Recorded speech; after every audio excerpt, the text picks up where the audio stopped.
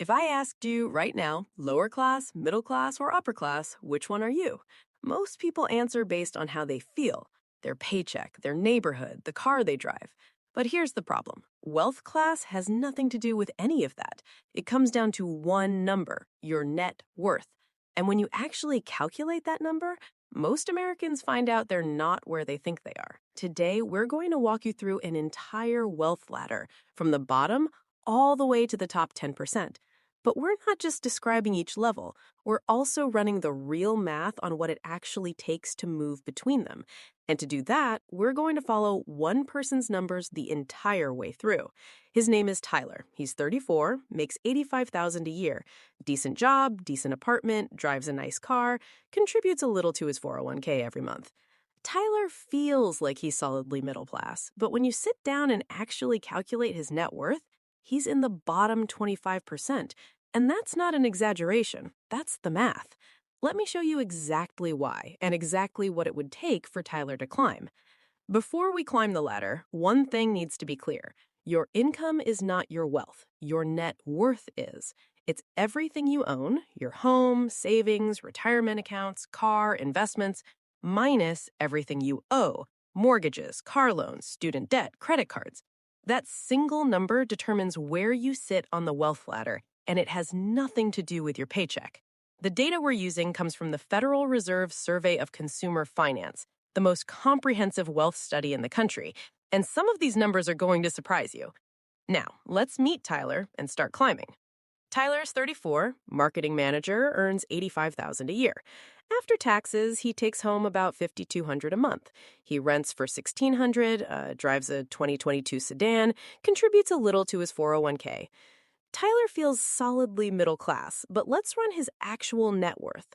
On the asset side, a car worth $22,000, $12,000 in a 401k, $3,000 in savings, that's $37,000 total. On the debt side, $18,000 left on the car loan, $26,000 in student loans. That's $44,000. 37 minus 44. Tyler's net worth is negative $7,000. He's not middle class. He's in the bottom 25%. And millions of Americans are in his exact position. Good income, negative net worth. Let's look at what that bracket actually means. Bottom 25%. Net worth under $23,000. This is where Tyler sits right now. The bottom quarter of American households have a net worth below about $23,000, and a huge chunk of this group actually has a net worth at or below zero. That means their debts completely wipe out their assets. Now, here's what most people get wrong about this bracket. They assume it's all minimum wage workers or people without jobs. It's not. This bracket is full of people earning good money, 60, 70, 80,000 a year or more, who simply haven't built assets yet. The money comes in, the money goes out. There's a car payment, there are student loans, there's rent, there might be credit card debt from years of lifestyle creep. The income looks middle class, the net worth doesn't. For Tyler specifically, the culprit is clear. He has no home equity, which is the single biggest wealth builder for most American households. He has debt that exceeds his assets, and his retirement savings, while started, are far too small relative to his income. He's been earning a good salary for years, but the net worth needle has barely moved. This is the trap of this bracket. You can earn your way into a comfortable lifestyle without ever building actual wealth. Now, let's look at what the next level up actually requires. Lower middle class, $23,000 to $179,000. To cross into this bracket, Tyler needs a net worth of at least $23,000. Right now, he's at $7,000. That means he needs to close a $30,000 gap. There are really only two levers: grow assets or eliminate debt. If Tyler aggressively attacks his student loans, throwing an extra $500 a month at them on top of minimum payments, he could eliminate them in about 3.5 years. Just doing that alone while continuing to save modestly would push his net worth past the $23,000 threshold. He'd cross into the lower middle class bracket. But here's the thing about this bracket. Most households here didn't get here by investing brilliantly. They got here by buying a house. Home equity makes up the majority of net worth for households in this range. A typical household here might look something like this. A home worth $300,000 with a mortgage of $240,000. That's $60,000 in home equity right there. Add in maybe $15,000 in retirement accounts and $8,000 in savings. Subtract a $12,000 car loan, and you're looking at a net worth around $71,000. That sounds decent on paper, but look closer. Most of that net worth is locked inside the house.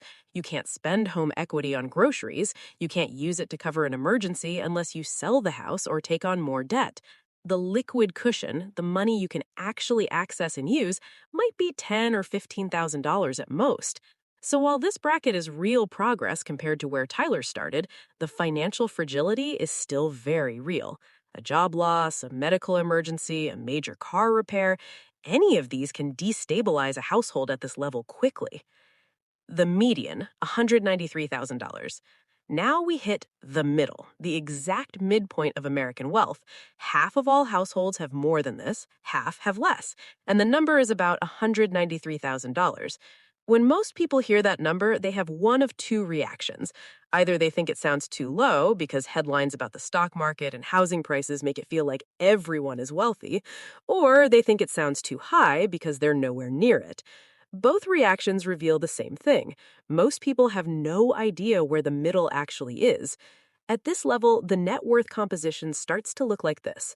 Maybe $120,000 in home equity, $50,000 spread across retirement accounts, $15,000 in savings. Some consumer debt like car loans or credit cards, but generally manageable. On the surface, the median household is doing all right. Steady income, decent home, some money saved. But here's the number that should bother you. If you strip out home equity, if you only count the money a household can actually access and use, the median liquid net worth is probably somewhere around $30,000 to $40,000. That's it. That's the financial cushion for half of America, and that number explains why one unexpected event, one layoff, one medical bill, one recession, can send a household spiraling. The median isn't broke, but the median isn't secure either. There's a meaningful difference. Upper middle class, $193,000 to $610,000. This is the bracket where something fundamental shifts. Below this level, most net worth is just home equity. People are building wealth almost accidentally, just by paying their mortgage. But in this bracket, you start to see intentional wealth building. Retirement accounts are growing. Some households have taxable investment accounts. That asset mix starts to diversify.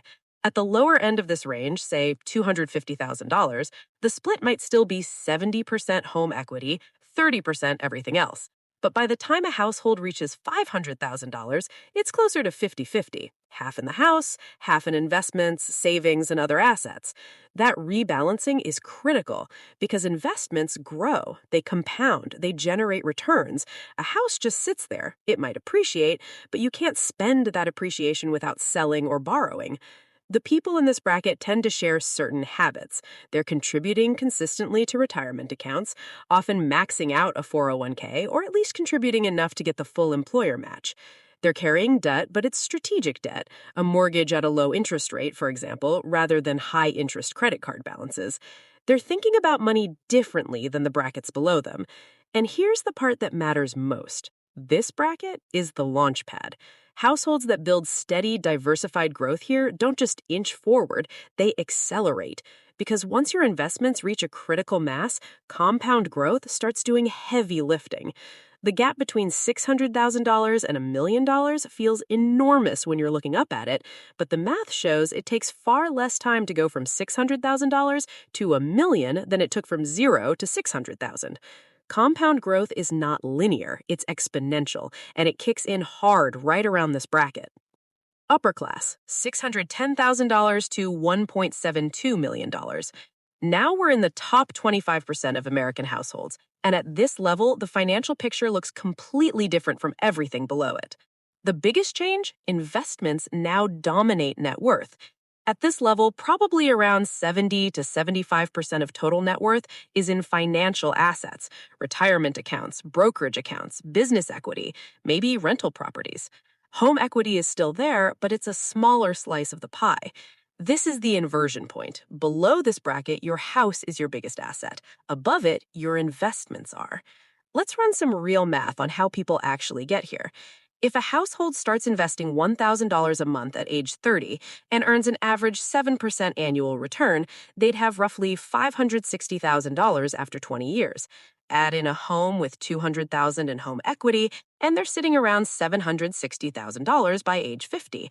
That's firmly in this bracket. No inheritance required, no six-figure salary needed, just consistent investing over time. Now, here's what's interesting about this bracket. Many of the people here are not who you'd expect. They're not flashy, they don't drive luxury cars or wear designer clothes. The research consistently shows that most households in this range built their wealth through disciplined saving and investing, not through high income alone. There's a reason the phrase high income, low net worth exists, because plenty of people earning $200,000 a year never make it to this bracket, while people earning $90,000 do. It comes down to what you keep and what you invest, not what you earn. Top 10%, $1.72 million and above. At the very top of the ladder, we reach the top 10%. To enter this bracket, a household needs a net worth of roughly $1.72 million or more. At this level, wealth works fundamentally differently. A portfolio of $1.72 million invested and earning a modest 4% annually generates about $69,000 a year in passive income without touching the principal. That's more than the median household income in the United States, generated entirely by investments. The money is literally working harder than most people do. Households in this bracket often have full financial independence or are very close to it. Their investments can sustain their lifestyle without a paycheck. That doesn't mean they all stop working. Many don't.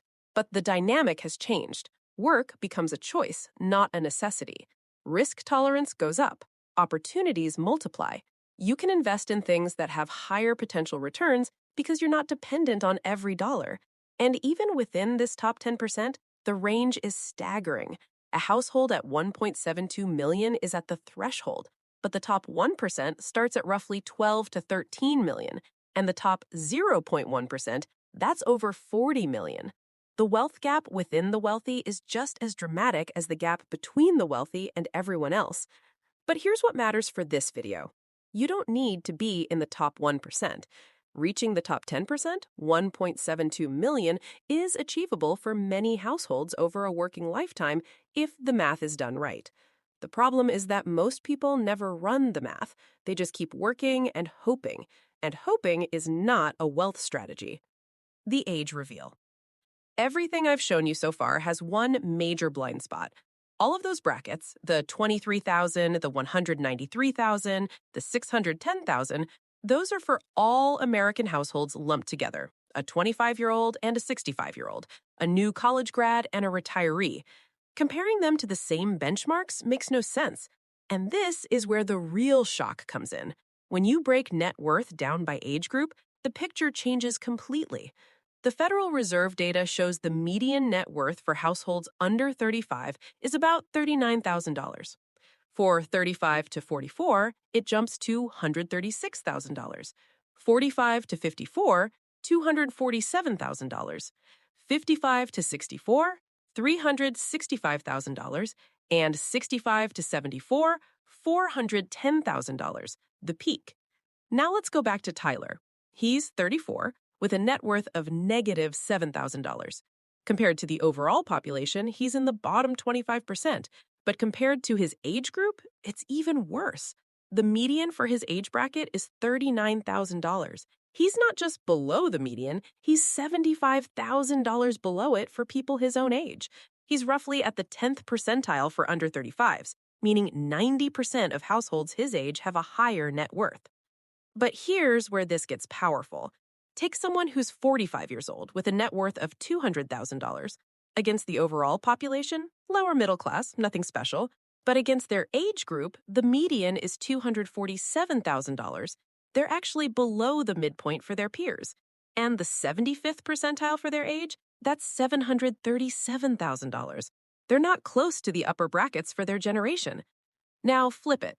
Take someone who's 28 years old with a net worth of $154,000. Against the overall population, lower middle class, nothing special. But against their age group, that puts them at roughly the 75th percentile. They're ahead of 3 out of 4 households their age. Same number, completely different story. This is why age-adjusted benchmarks matter so much.